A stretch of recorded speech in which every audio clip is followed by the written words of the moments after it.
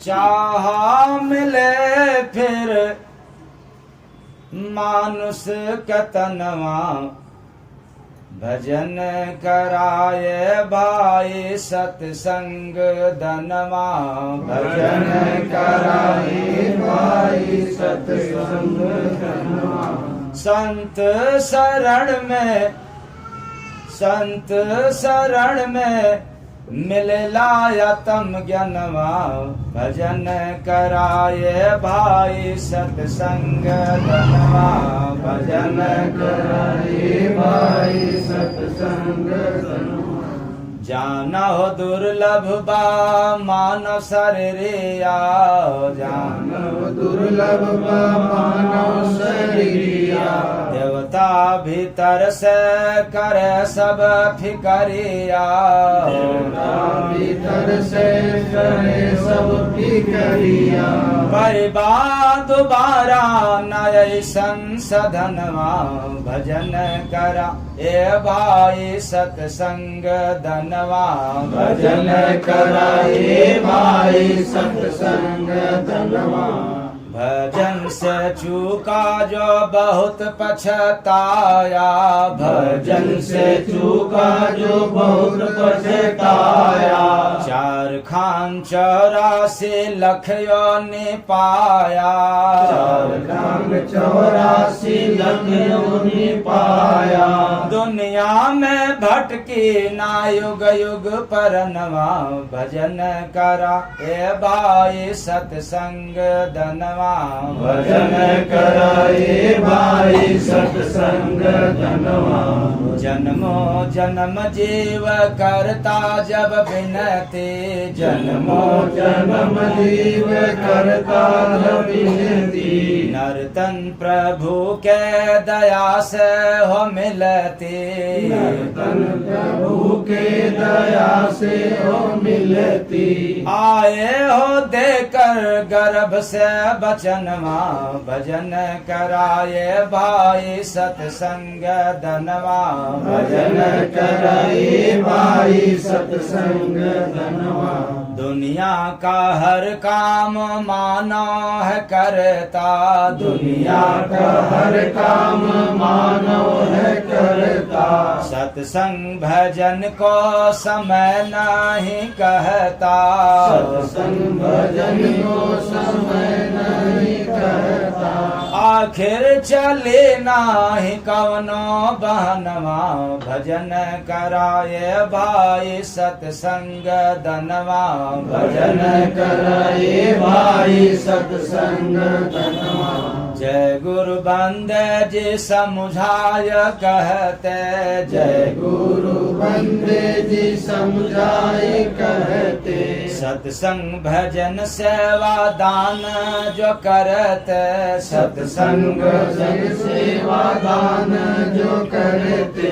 लोक पर लोक बने जीव महनवा, भजन करा ए भाई सत्संग धनवा। भजन कराए भाई सत्संग धनवा। चाहा मिले फिर मानुष तनवा, भजन कराए भाई सत्संग धनवा। भजन कराए भाई सत्संग धनवा।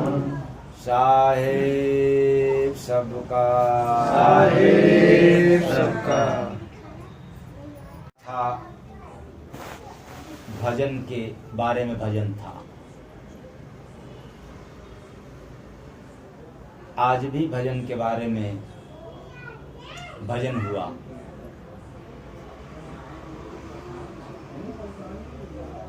तो कल के भजन में नाद था, यानी आवाज था वो मानव के अंदर,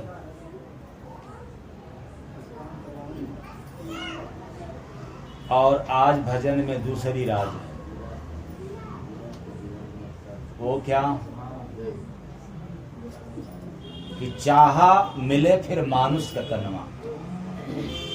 यदि इंसान चाहे कि दोबारा फिर इंसान का जन्म अर्थात मानुष का जन्म मिले, तो उसके लिए क्या करना पड़ेगा? खूब दौलत संचित करना पड़ेगा, बढ़िया बढ़िया पूरी पकवान मिठाई खाना पड़ेगा। अच्छा, अब समझ में आया कि झूठ कपट बेईमानी करके फिर से मानव तन मिल जाएगा क्या? नहीं मिलेगा, लेकिन चाहत तो सबकी है। तो उसी चाहत के विषय में दर्शाया गया है, ऐ मानव, मरने के बाद यदि आपको दोबारा यह शरीर चाहे तो कुछ काम करना पड़ेगा। कुछ काम करना, कौन काम? तो चाहा मिले फिर मानुष कतनवा, भजन करा ए भाई सत्संग धनवा, भजन करा ए भाई सत्संग धनवा। अब याद रखना, फिर बात जहाँ आती है भजन की, वहां पूजा पाठ का नाम जरूर लिया जाएगा। क्यों? अगर पूजा पाठ के विषय में नहीं जान पाया तो भजन भजन कहते हम लोग चले जाएंगे, भजन भजन गाते भी चले जाएंगे, लेकिन भजन करते नहीं हैं। तो इसलिए भजन और पूजा पाठ में अंतर है। कल हमने बताया था कि पूजा पाठ में सामग्री की आवश्यकता पड़ती है। चाहे एक लोटा जल ही क्यों न हो, कोई न कोई आधार चाहिए, माध्यम चाहिए पूजा करने के लिए,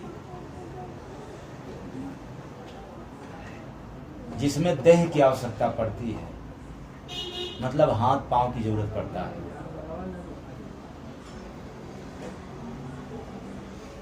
लेकिन वो पूजा है, पाठ है अथवा और कोई उपाय है, लेकिन भजन नहीं है। क्योंकि भजन के लिए हाथ पांव की कोई आवश्यकता नहीं है।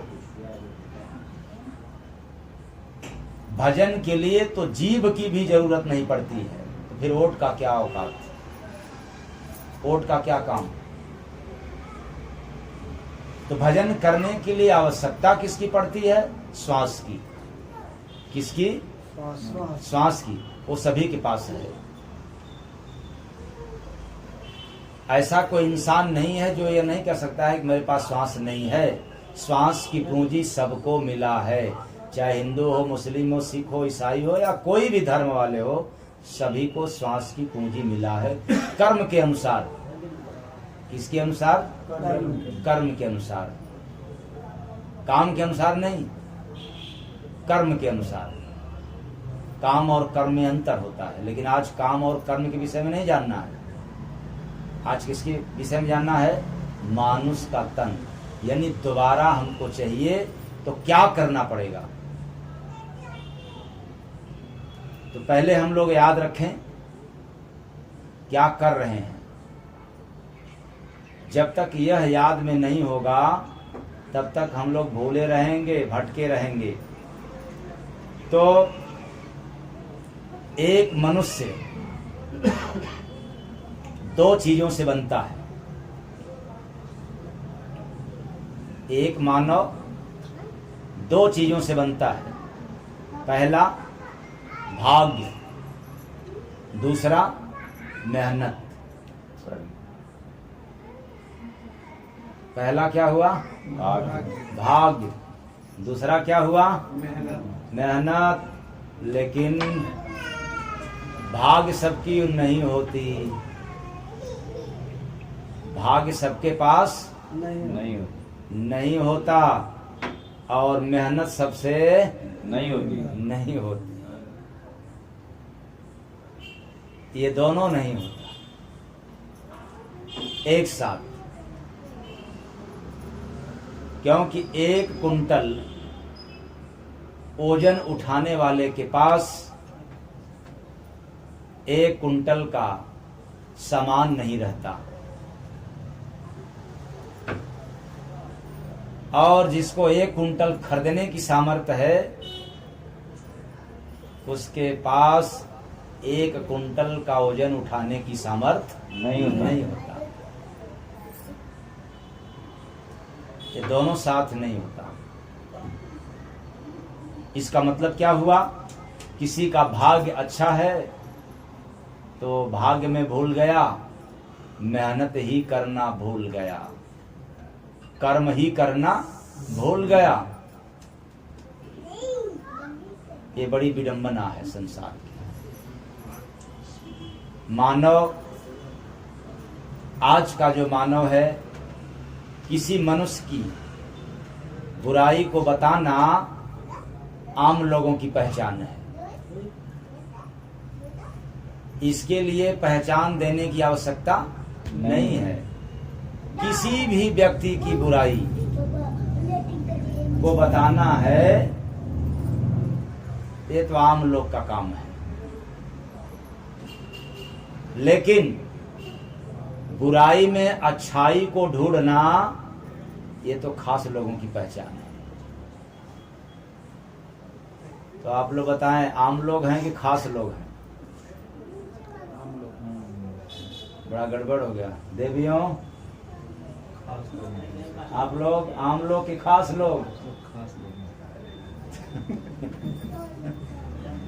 देवता लोगों ने तो पहले सिलेंडर हो गया। तो कहने का मतलब करना आसान है, और बुराई में अच्छाई का यानी गुणगान करना, ये तो महान कार्य है, श्रेष्ठ कार्य है। तो याद रखें, काम तो कर रहे हैं आप गलत, यानी मानवता को छोड़ करके काम कर रहे हैं, इंसानियत को भूल करके काम कर रहे हैं, तो दोबारा आपको मौका मिलेगा क्या? मैं नहीं कहता हूं कि अभी आप माला घुमाएं, ये भी नहीं कहता हूं कि आप पूजा पाठ करें, व्रत करें, तीर्थ करें, इससे आपको मानुष जन्म मिलेगा। ये लोग तो और गंदे होते हैं, मुख में राम, बगल में छुरी, पायजाब, घात काट ले मूड़ी, सजावट, बनावट, दिखावट जिसके अंदर है वो तो गड़बड़ है, वो बाहर से है। वैसे जैसे शरीर का जो ज्यादा श्रृंगार करता है, इसका मतलब कि वो अंदर से क्या है? अंदर से सुंदर है कि छछुंदर है? क्या बात है, आप लोग हंस रहे हैं? कोई मत गड़बड़ है का? अच्छा, आप लोग बड़े जो अंदर से छछुंदर जैसा रहता है, वो बाहर से बड़ा सजावट करता है, श्रृंगार करता है। और जो अंदर से सुंदर होता है, उसको बाहर की सजावट से कुछ लेना देना नहीं है। तुम लोग बड़े गड़बड़ हैं अंदर से, मतलब मानवता को भूल गया, इंसानियत को छोड़ दिया, और चाह तो रहे हैं, मतलब करनी है नहीं, कथनी है।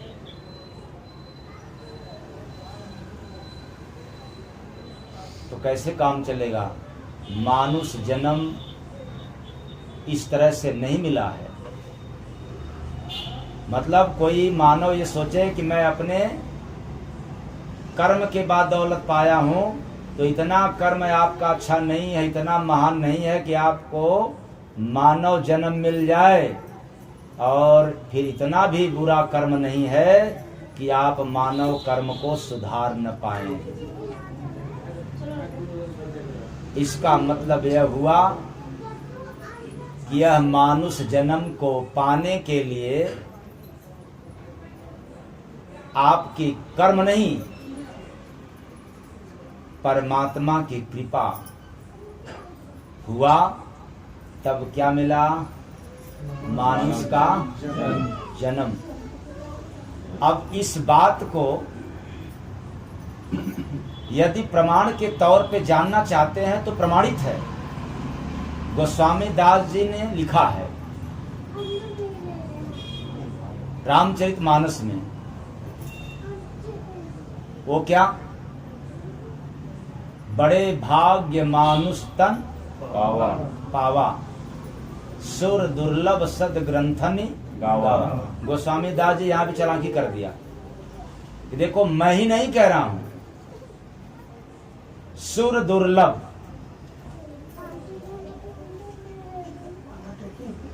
यानी यह शरीर किसके लिए दुर्लभ है? देवताओं के लिए, जिसकी या हम लोग क्या करते हैं? पूजा करते हैं। करते हैं नहीं? आप लोग पूजा करते हैं। तो इसका मतलब नहीं है मेरा कि आप लोग पूजा कल से बंद कर देना। करें न करें मेरे से कुछ लेना देना नहीं है, लेकिन इतना तो जरूर जान लें कि आप जिसकी पूजा करते हैं वे भी तरसते हैं। कौन शरीर पाने के लिए? मानस। मानुष का जन्म पाने के लिए। तो मानस के अनुसार मैं आप लोगों से पूछ सकता हूं कि शरीर किसका अच्छा है, देवताओं का या इंसान का? इंसान का। हाँ? इंसान का। दूसरा सवाल मैं जानना चाहता हूं, नर में नारायण का दर्शन हुआ है या नारायण का वास है या देवता में? नर। तो कैसे आप लोग भटक गए? बात समझ में नहीं आता।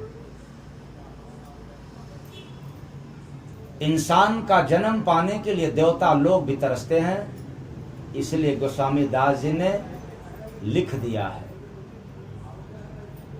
कि बड़े भाग्य मानुष तन पावा, असुर दुर्लभ सद ग्रंथनि गावा। देखो भाई, ग्रंथ में, पुराण में इसका प्रमाण है।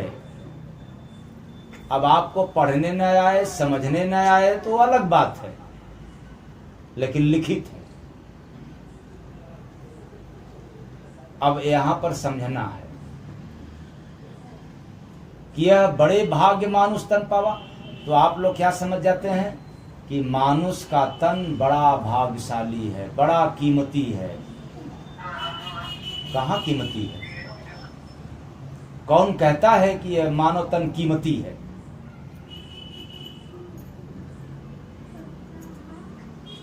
मानव तन के चाम का भी कीमत नहीं है, बल्कि पशु के तन का जो चाम होता है, कीमत रहता है। तो फिर ये क्यों घमंड में रहते हैं आप लोग कि हम तो बड़े दाम वाले हैं? ये कोई नहीं कहता हम तो निकाम वाले हैं, लेकिन कहते हैं हम तो बड़े काम वाले हैं। अगर तन बड़ा है, तन भाग्यशाली है, तो जिसके पास धन नहीं है, बिल्कुल बेचारा असहाय है, गरीब है, क्या उसकी भी सम्मान आप लोग करते हैं? उसके बराबर जो पैसे में बड़ा हो? नहीं कर सकते। तो फिर तन कैसे भाग्यशाली हुआ? जिसका दिमाग नहीं काम करता, क्या आप उसकी भी कद्र वैसे ही करेंगे? वो भी तो मानव तनधारी है। क्या जो शराब पीता है उसका भी कदर उसी जैसा करेंगे? कहने का तात्पर्य है कि मानव तनधारी अगर ये समझे कि मेरे शरीर का बहुत कीमत है, बड़ा भाग्यशाली है, तो फिर मानस की चौपाई यहाँ पर झूठा हो जाएगा आप लोगों के नियमानुसार।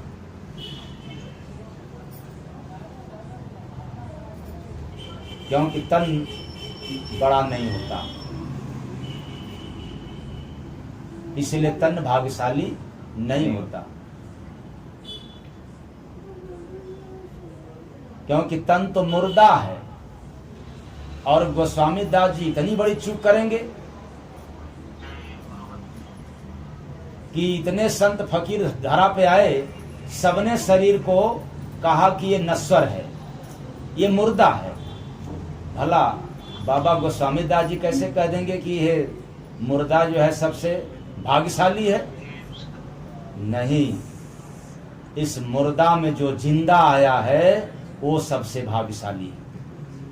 अर्थात जीव कर्मों के अनुसार जिस जीव के खाते में, जिस जीव के जीवन में या जिस जीव के जरिए अथवा माध्यम से नेक कार्य हुआ है, नेक कार्य किया गया है, उस जीव का भाग्य उदय हुआ है, तो यह सुंदर मानव चोला मिला है।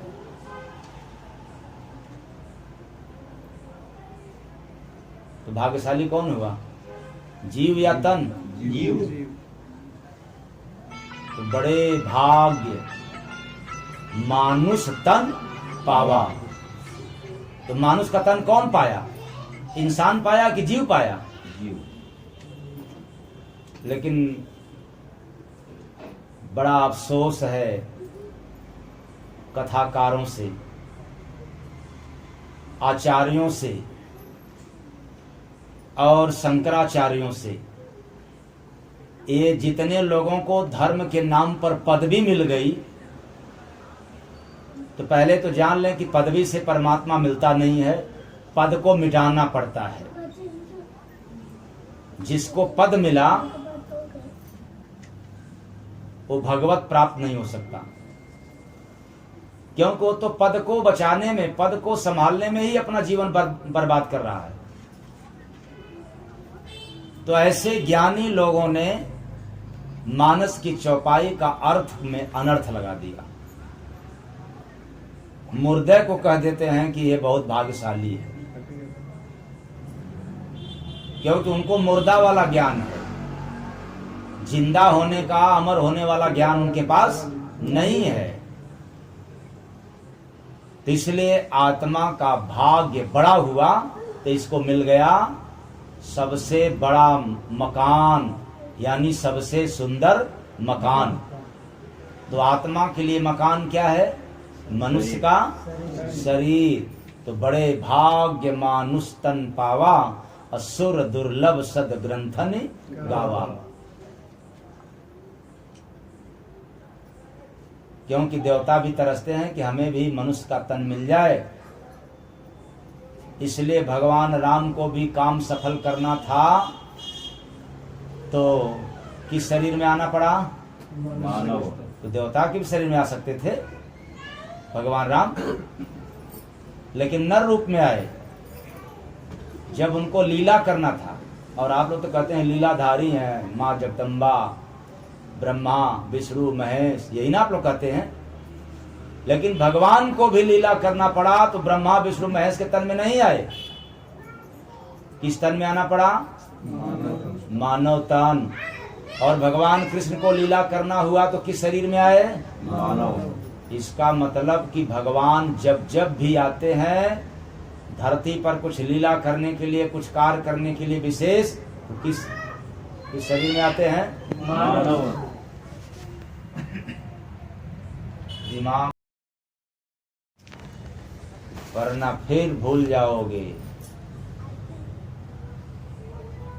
शरीर इसलिए महान माना गया है मानव का कि नारायण को भी आना होता है तो नर रूप में ही आते हैं, किसी देव रूप अर्थात देवी रूप में नहीं आते हैं। जो आप लोग कहते हैं कि भगवान एक हैं, तो रूप कितने हैं, अनेक। क्या बात है, इसी जगह तो भटक जाते हो। बल्कि क्या कहना चाहिए कि भगवान अनेक नहीं, भगवान एक है, उनका रूप भी एक है। अगर एक भगवान रूप अनेक, तो आप पहचान नहीं पाओगे। एक आदमी दो चार शक्ल बना ले तो आप नहीं पहचान पाओगे कौन है वो। एक जुड़वा बच्चा जब पैदा हो जाता है, अगर एक शक्ल का रहता है तो जल्दी लोग नहीं पहचान पाते हैं। मेरे जीवन में ऐसे न जाने कितने घरों का ऐसे ऐसे बच्चे आए जो कि कई बार देखने के बाद भी लोग नहीं पहचान पाते, और 10-5 घर के अगल बगल के पास वाले भी नहीं पहचान पाते।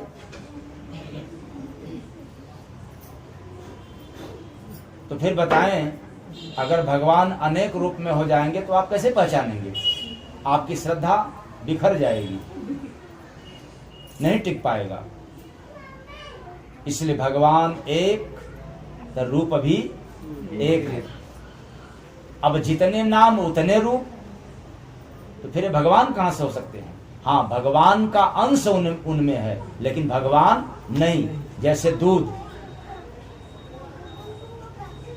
दूध एक,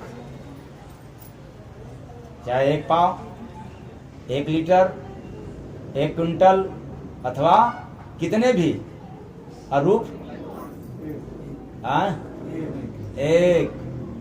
अगर दूध अपना रूप बदल दे, पनीर, तो उसको क्या कहेंगे आप लोग? पनीर। तो फिर जपो माला, दूध दूध दूध, पनीर से फिर दूध होगा क्या? नहीं। फिर दूध का रूप बदल जाए दही,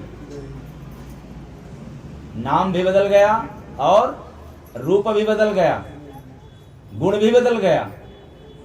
तो यहाँ ऐसे ही है, जितने नाम उतने रूप और उतना ही गुण।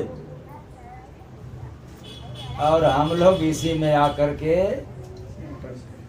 फंस गए। उभरा वही, निकला वही, जो परमात्मा एक, रूप भी एक। वो सफल हो गया, वो पास हो गया। तो कहने का मतलब है कि परमात्मा की जब दया हुई जिस जीव पर, उसको यह सुंदर शरीर दे दिया।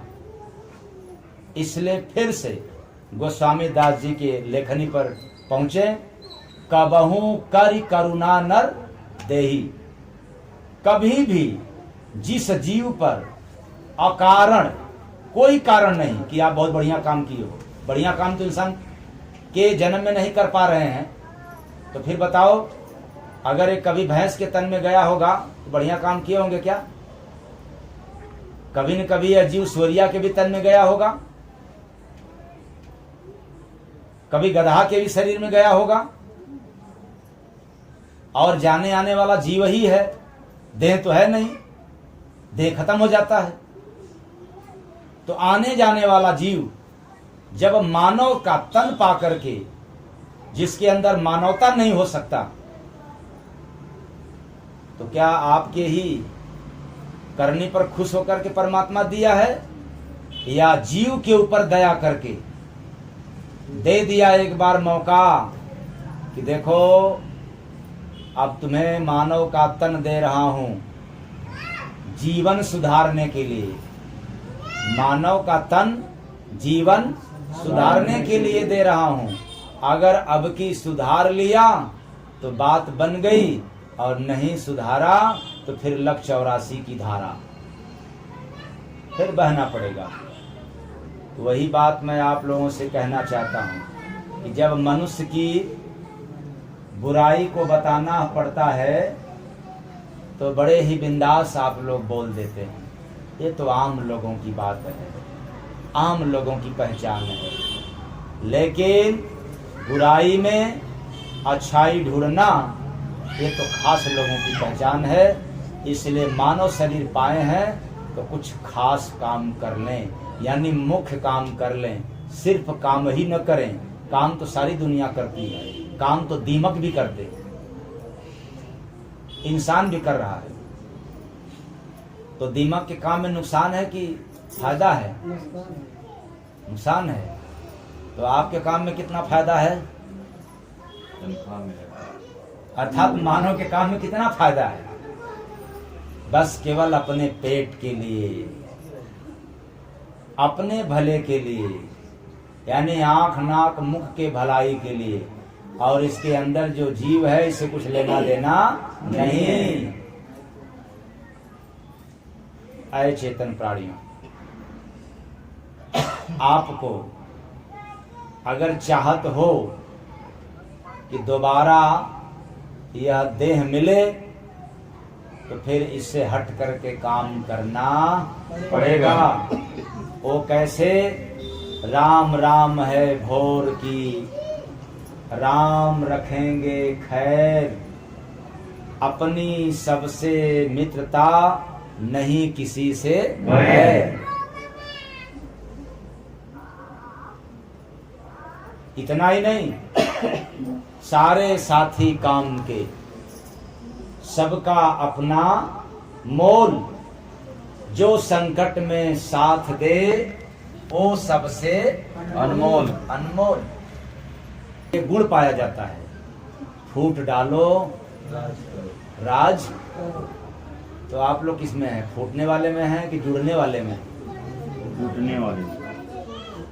इसलिए याद रखना, मानव की मानवता क्या है? सिर्फ दुश्मन पैदा करना, मित्र बनाना, ये दोनों गड़बड़ है। अगर आप मित्र बनाओगे, दुश्मन अपने आप तैयार हो जाएंगे। और दुश्मन आपके पास रहेंगे तो मित्रता भी करना पड़ेगा। इसलिए तो आप लोगों को सुनाया कि राम राम है भोर की, राम रखेंगे खैर, अपनी सब में मित्रता, नहीं किसी से गैर। न किसी से मित्रता है और ना किसी से बैर है। अगर यह गुण आपके अंदर आ जाए तो फिर उस इंसान के अंदर इंसानियत आ गई, मानव के अंदर मानवता आ गई। और याद रखना, जिस इंसान के अंदर इंसानियत आ जाए उसको माला घुमाने की, माला फेरने की कोई जरूरत नहीं है, क्योंकि माला तो उसी को घुमाना पड़ता है जिसका मन बिगड़ा हुआ है। इसलिए तो फकीरों ने फरमाया है, मन से सिद्ध रे बाल को, मन को रिझाने के लिए, मन को कंट्रोल करने के लिए ये व्यवस्था बनाया गया है। पूजा करो, पाठ करो, तीर्थ करो, अथवा जो भी करना है सब मन को रिझाने के लिए है। एकमात्र जो भक्ति भजन का माध्यम है वह है आत्मा की तारन तार की।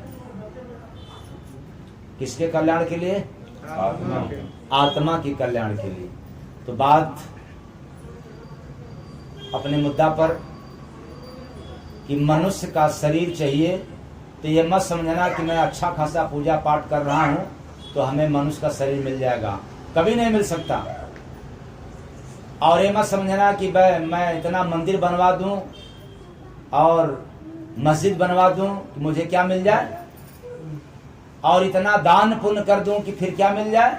नहीं, इसमें भी अहंकार पैदा हो जाता है। आप चाहे जितना मंदिर बनवा दें, जितना मस्जिद बनवा दें, और अच्छे से राम की बात सुनाने वाले हो, चाहे कृष्ण की बात सुनाने वाले हो, तो भी अहंकार आ जाता है। और जिसमें अहंकार आ गया कभी साक्षात्कार नहीं कर सकता। और अहंकार युक्त व्यक्ति के पास संस्कार नहीं होता। अहंकार प्रदर्शित करता है कि यह संस्कार विहीन व्यक्ति है, और बिना संस्कार के आविष्कार नहीं हो सकता, चाहे कुछ भी हो जाए अपने को। इसलिए फकीरों ने बतलाया मानव के लिए कि ऐ मानव, कुछ भी बनो, अच्छी बात है, लेकिन सबसे पहले, उससे पहले इंसान तो बन जाना।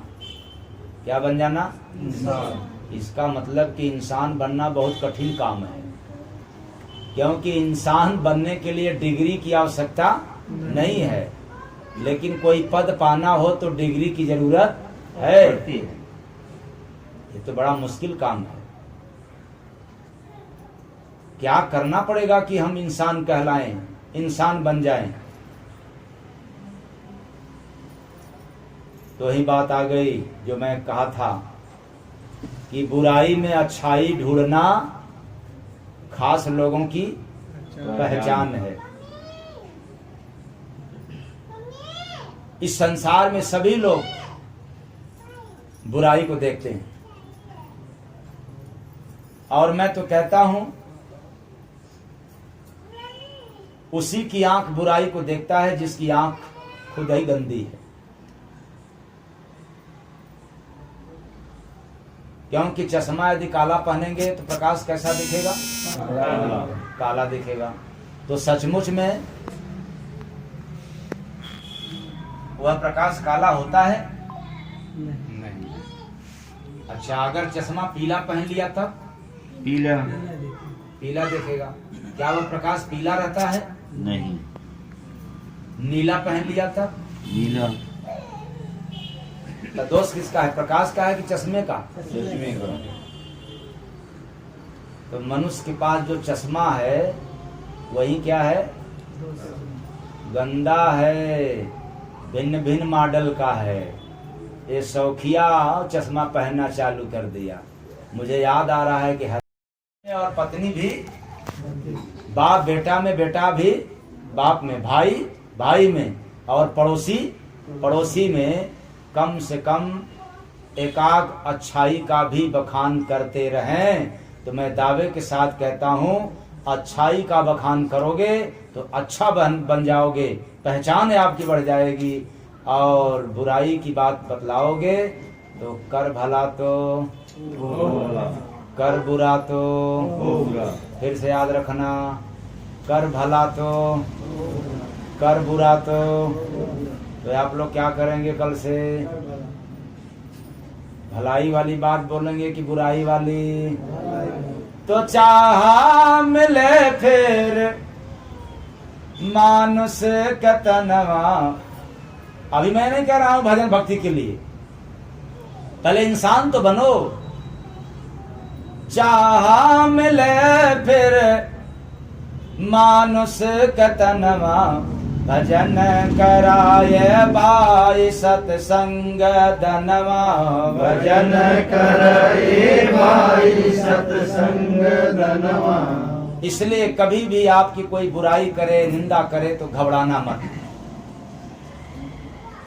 और इसलिए न घबराना कि यह सूत्र याद कर लेना, चर्चा और आरोप सिर्फ सफल व्यक्ति के भाग्य में होते हैं। चर्चा और आरोप जो सफल व्यक्ति होता है उसी के नसीब में होता है। जो सफल व्यक्ति नहीं होते उनकी न चर्चा होता है, न उनकी बुराई न अच्छाई से कुछ लेना देना नहीं है। तो कम से कम आप कितने अच्छे हो कि कम से कम आपकी चर्चा किसी न किसी बहाने हो रही है। अरे फलनवा गंदा है, चाहे फलनवा बाबा बड़ा बेकार है, फलनवा बाबा का, चाहे फलनवा बाबा का या फलाने नेक इंसान का नाम तो ले रहा है किसी न किसी माध्यम से, भाव कुभाव है, तो भी उसको एक दिन लाभ जरूर होगा, मिलेगा। नाम ले रहा है किसी सफल व्यक्ति का तो। पर आप लोग बड़े गड़बड़ हैं, जिसकी बुराई होता है वो भी गड़बड़ हो जाता है। क्या कह करके, अरे मेरे अंदर तो कोई कमी है नहीं, लेकिन वो क्यों कह रहा है? अरे उसकी, भाई तेरे अंदर कमी नहीं है लेकिन उसके अंदर तो कमी है, इसलिए वो कमी देखा तो करेगा। तो आपको कहना चाहिए कि भाई उनकी आंख बहुत तेज है, हो सकता है कि मेरे अंदर जो कमी है देख लिया, उसकी आंख कितनी अच्छी है, हमें तो पूजा करना है उस आंख की, कि कम से कम और भी कोई कमी रहे तो उसको निकाल दे ताकि उसकी भी सुधार में कर लूं। लेकिन आप लोग क्या कहते हैं ना, नहीं मैं नहीं गंदा, कौन वाला है वो? हाँ वही है गड़बड़। तो फिर बताओ, यही काम करने से मानुष शरीर मिलेगा? अभी मैं भक्ति भजन की बात दान पुण्य की नहीं कह रहा हूं, हो सकता है कल आ जाए नंबर तो बता दें।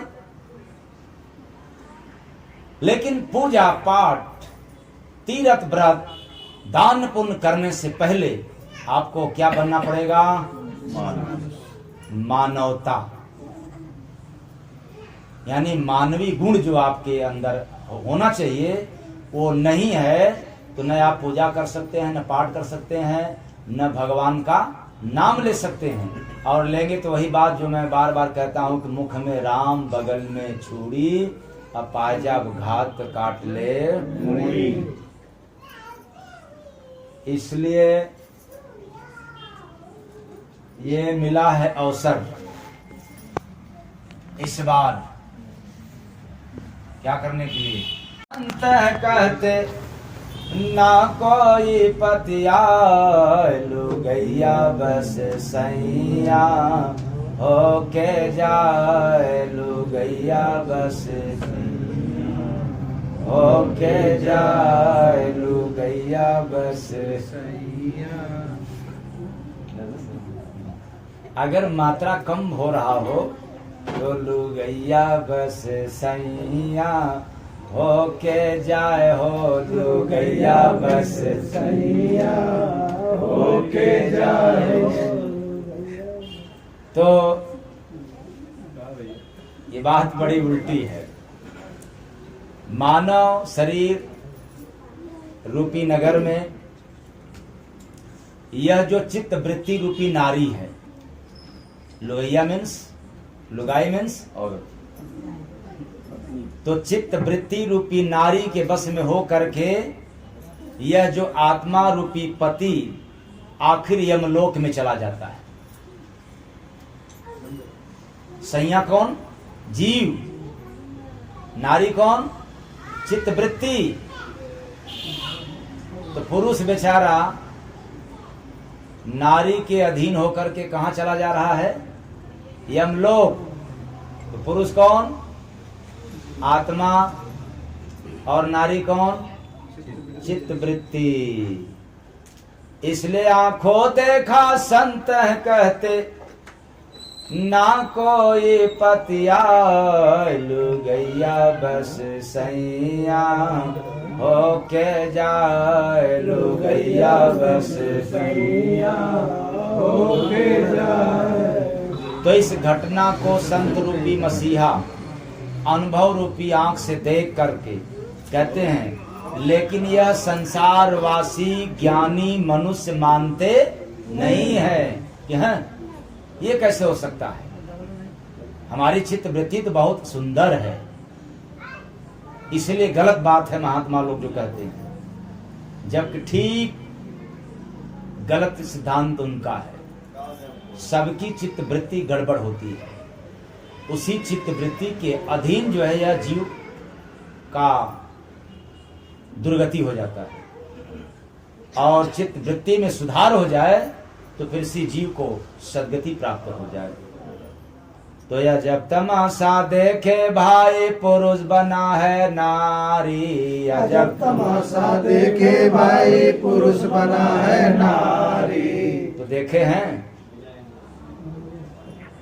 हाँ, पुरुष बना है नारी। एकदम सिंपल है बात, है तो उल्टा, लेकिन समझ जाएंगे तो क्या हो जाएंगे? सीधा। वो कैसे? मानव शरीर रूपी नगर में आश्चर्यचकित करने वाला खेल हमने देखा। क्या? आत्मा रूपी पुरुष, ये नहीं बतलाया गया था? आत्मा रूपी पुरुष अज्ञान रूपी घूंघट ओढ़ करके, कौन घूंघट? अज्ञानता का घूंघट ओढ़कर नारी बना है। इतना ही नहीं, सारा काम करे जो रुका तन को नहीं लजाए लुगैया बस सैया होके जाए लुगैया बस सैया होके जाए। तो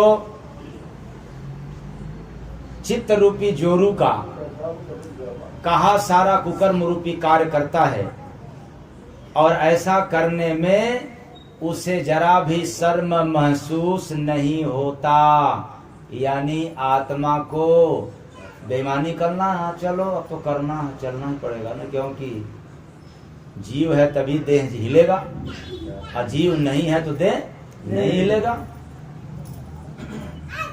चलो अब झूठ बोलना है फला जगह चल करके, चलो अब जीव भी कहेगा अब तो चलना ही पड़ेगा। अगर इसी तरह से कहते चलो दान करना है तो जीव भी बड़ा खुश होगा, हाँ चलो अब तो दान करना ही पड़ेगा। लेकिन यहाँ तो सब बेईमान हैं, इसलिए जीव भी बेईमानों के चक्कर में फंस गया, और इस कदर फंस गया कि अब रोज करता है आदत में, और अपने आप को शर्म लज्जित महसूस नहीं करता। अपना कर्तव्य समझ गया कि अपना काम बना लिया, वैसे जैसे चोर चोरी करता है तो अपना काम समझ कर करता है कि इससे मेरा क्या बन जाएगा, काम बन जाएगा। झूठे लोग झूठ बोलते हैं इसलिए कि मेरा क्या बन जाएगा, और ये नहीं समझते हैं कि नहीं जीव का नुकसान हो जाएगा।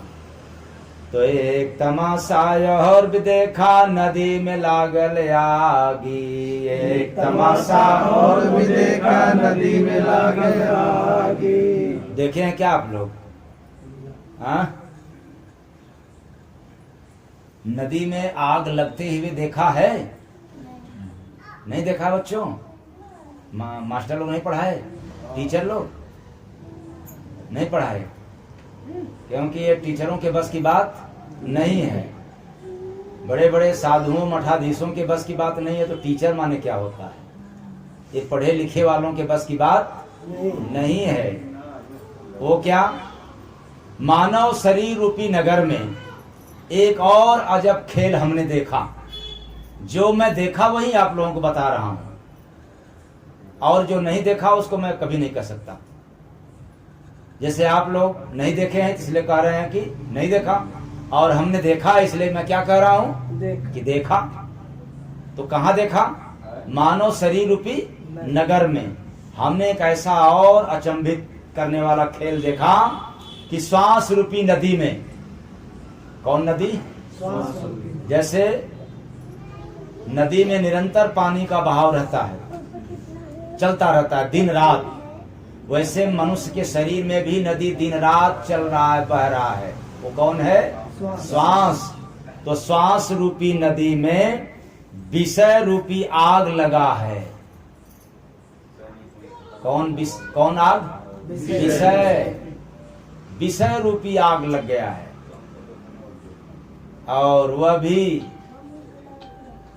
शब्द, स्पर्श, रूप, रस और गंध। इतना ही नहीं, बिना संत कोई बुझा न पावे, बाकी सब चिल्लाए लो गैया बस सैया होके जाए, लो गैया बस सैया होके जाए। तो इस संसार रूपी मैदान में जिसको विषय रूपी आग लग जाती है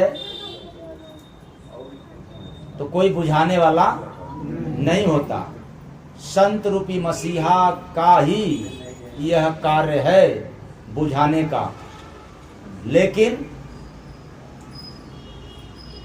आज मानव संतों से इतना दूरी बनाया हुआ है कि जो आग लगा है उसी आग में, यानी स्वयं की आग में जल करके राख हो जा रहा है, बुझा नहीं पा रहा। बाकी सब देख करके चिल्लाते हैं, हाँ ठीक है बेईमानी करो, कोई बात नहीं है। दो चार विरोध करेंगे, दो चार कहेंगे बढ़िया है। लेकिन जब संत महात्मा मिलेंगे तो टोटल काम को बतला देंगे कि ये तुम्हारा गलत काम है, एक दिन तुम्हारे पतन का कारण बनेगा। जो काम कर रहे हो इसी काम के जरिए तुम्हारा पतन होगा, इसलिए जतन वाला काम कर लो, अर्थात कर्म कर लो। ते कजुबा और भी देखा नगर में ऐसा भूखा, ये कजुबा और भी देखा नगर में ऐसा भूखा। वो कौन है भूखा? हमने देखा इस संसार में मन रूपी भिखारी को, जो जन्मों जन्म से भूखा है, 33 करोड़ देवी देवताओं के पास भी ले जाकर के भीख मंगवाता है। जरा मांग लो, हनुमान जी से ताकत मांग लो, और लक्ष्मी जी से क्या मांग लो? 99 100 मांग लो। सरस्वती जी से क्या मांग लो? बल बुद्धि मांग लो, बुद्धि मांग लो, विद्या मांग लो। ऐसे ऐसे ही मनोकामना की पूर्ति के लिए मन रूपी भिखारी आज तक इसका पेट नहीं भरा है, तो बहुत गजब भिखमंगा है। और जिसके चक्कर में आप लोग भी फंसे हैं, इसलिए संतों ने कहा कि सब के सब भिखमंगे हैं। भला भिखारियों से क्या उम्मीद किया जाए कि ये दे देंगे 1000 2000, इनका खुद झोली नहीं भरता है। ये क्या कभी साधु महात्मा को दान करेंगे, ये क्या दीन दुखिए गरीबों में दान करेंगे, ये क्या भक्ति भजन करवाएंगे, ये क्या संगत करवाएंगे, ये लोग क्या भंडारा करवा पाएंगे। ये तो केवल भिखमंगे हैं, अपने औलाद को ही पालने पोसने में जीवन का अंत कर देंगे। 6 शास्त्र रूपी रोटी खा करके भी इस मन रूपी भिखारी का पेट भरा नहीं, मतलब संतोष हुआ नहीं। अगर संतोष होता तो दुर्गा माई का पुजारी केवल दुर्गा के ही नाम पर टिक जाता, रुक जाता। लेकिन वो क्या कहेगा, आस्था में अंधा होकर के कहेगा कि बोलो माई दुर्गा की जय, तब तक फिर बोलेगा बोलो कृष्ण भगवान की जय। माने दुर्गा माई पर भरोसा नहीं है, फिर एक बार बोलेगा बोलो सब 33 करोड़ देवी देवताओं की। मतलब अगर कोई नाराज भी हो तो वो भी क्या हो जाए, मतलब भरोसा किसी पर नहीं है। ऐसा मन 33 कोटि 28 रोटी, तो 33 कोट देवी देवता हो गए और 28 क्या बताया हमने, रोटी। तो 28 कौन, 18 पुराण, 4 वेद, 6 शास्त्र, कितने हो गए, 28 रोटी हुआ कि नहीं हुआ। गिनती आप लोगों का है ना सही। तो 28 रोटी खा करके भी, यानी इसका अध्ययन करने के बाद भी मन का पेट भरा नहीं। इसलिए वेद पुराण की बात सुनाने वाले भी बेचारे भूखे रहते हैं। अगर इनको संत महात्मा भी मिल जाए तो भी अब ये अपने गद्दी को संभालें, अपने मान सम्मान को बचाएं कि अब अपने आत्मा का कल्याण करे, दुविधा में दोनों फंस जाता है इनका। तो बड़ा गड़बड़ है। एक अजूबा एक अचंबा और भी देखा, घर घर कर डाकू, एक और भी देखा घर घर में डाकू। तो दिमाग रूपी घर में एक ज्ञान रूपी डाकू घुस के बैठ गया है। यानी मनुष्य का सबसे बड़ा दुश्मन है तो मनुष्य का दिमाग है। वही बात खींच खींच करके लाता है। जिन लम्हों से अधिक दुख मिलते हैं उन्हीं को खींच खींच लाता है। दिमाग अगर सही है तो दिशा सही है, दिमाग गड़बड़ है तो दिशा क्या हो गया। तो इसलिए आप लोगों का दिमाग सही है ना, कि आप लोग कहते हैं कि हम तुम्हारा दिमाग ठिकाने कर देंगे। ठीक, दिमाग को ठिकाने करने में परेशान हो जाते। तो सबके घर में डाका डाले, दिन में नहीं दिखाए, लो गैया बस सैया होके जाए, लो गैया बस सैया होके जाए। तो ये दिन में डाका डाल रहा है लेकिन दिखता नहीं। क्या, जिस मनुष्य के दिमाग में यदि यह चला जाता है फिर उस मनुष्य का दिमाग कभी भी आगे नहीं बढ़ता नेक कर्म करने के लिए। ये भक्ति भजन दान पुण्य सेवा सत्संग करने के लिए नहीं बढ़ता, ये थाती या धरोहर को लूट ले जाता है, दिन ही डकैती डाल देता है। मतलब दिन में हम लोग बेईमानी करेंगे, चोरी करेंगे, सब कुछ करेंगे, लेकिन दिन में भक्ति भजन नहीं करेंगे। कहेंगे नहीं नहीं वो तो देखा जाएगा आखिरी समय में, रात में, या तो फिर बुढ़ापे के समय में टाल देता है। तो एक अचंबा और भी देखा, स्वर्ग में सुगना रोता, एक अचंबा और भी देखा, स्वर्ग में सुगना रोता। ये मानव शरीर रूपी घर जो मिला है, इसी घर से स्वर्ग की प्राप्ति होती है। साधन धाम मोक्ष कर द्वारा पाई न जेहि परलोक सवारा, ऐसा गोस्वामी दास जी ने लिखा है मानस में। ऐसे तन को पा करके जिसने मोक्ष प्राप्त नहीं किया, स्वर्ग का काम नहीं किया, स्वर्ग नहीं मिला, तो फिर यह तन भी क्या है, धिक्कार है, बेकार है। और ऐसे शरीर में आकर के यह निगुरा रूपी मूर्ख साधना रूपी धनुष के बिना सुख शांति कभी नहीं पा सकते। निगुरा कौन? जो बिना गुरु के। सगुरा कौन? जो हो जाएगा, लेकिन कान में जहर घुल गया तो उसका इलाज नहीं होता है। तो याद अपने अंदर याद करने का मतलब है त्रिकुटी में। और वो याद कैसे होगा? आंख बंद करके दिए गए गुरु का नाम और आते जाते श्वास की जब याद करते रहेंगे तब जाकर के जिस राज को बताया हूं वह आपको देखने तथा सुनने को मिलेगा। ऐसा नहीं करेंगे तो किताबी ज्ञान कभी न कभी पढ़ करके अध्ययन करके कुछ जान तो सकते हैं, लेकिन उसका अनुभव यानी प्रैक्टिकली अनुभव नहीं हो पाएगा। तो ये भैया देखे अजब हो तमाशा, ये भैया देखे अजब हो तमाशा, पानी में रहते मरे सब पियासा, ए भैया देखे अजब हो तमाशा, ए भैया देखे अजब हो तमाशा। तो ये अजब गजब तमाशा की बात बतलाया जा रहा है। वो क्या? पानी में रहते मरे सब पियासा, यानी पानी में रहने के बाद भी कोई प्यास बिना मरे तो उसके जैसा मूर्ख व्यक्ति कोई होगा क्या? ऐसे ही आज मानव को बतलाया जा रहा है और ललकार के बतलाया जा रहा है। वो क्या? इसी शरीर रूपी नगर में अजब तमाशा खेल देख रहा हूं। सर्व साधन संपन्न यानी मानव शरीर, इस नर्तन में आकर के भी जीव सुख नहीं ले पाता है या नहीं ले पा रहा है। अब समझ में नहीं आता है कि जब जीव को दोबारा गधा का शरीर मिलेगा, कुत्ता का शरीर मिलेगा, हाथी को मिलेगा, तब सुख पाएगा या इसी मानव शरीर में सुख पाना है? तो जरा आप लोग बताएं, पैसा इतना कमाया, इतना संचित किया जीवन में, और दुकान मकान न जाने कितने लोगों ने बढ़ाया, धंधा भी बहुत बढ़ाया, लेकिन सुख शांति पाया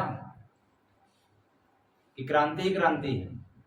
ऐसा तो नहीं ना कि बेटा को देख करके क्रांति, तो बहू को देख करके क्रांति, तो सास को देख करके क्रांति, तो पड़ोसी को देख करके या जो अपने से बड़े हो गए उनको देख करके क्रांति पैदा हो जाती है। तो यह जो मानव शरीर है सर्व साधन संपन्न है। ऐसे सर्व साधन संपन्न में यदि जीव को सुख नहीं मिला तो फिर वही बात आ गई, जैसे मीन पानी में रह करके भी प्यासी मर जाती है, वैसे ही सर्व साधन संपन्न व्यक्ति भी आज तड़प रहा है, तड़प तड़प करके प्राण निकाल दे रहा है, लेकिन कभी सुख शांति अर्थात अनुभव नहीं कर पाया आनंद का। तो रहते गुरु भाई चेला के बस में, रहते गुरु भाई चेला के बस में, रखते हैं रिश्ता मधुर आपस में, रखते हैं रिश्ता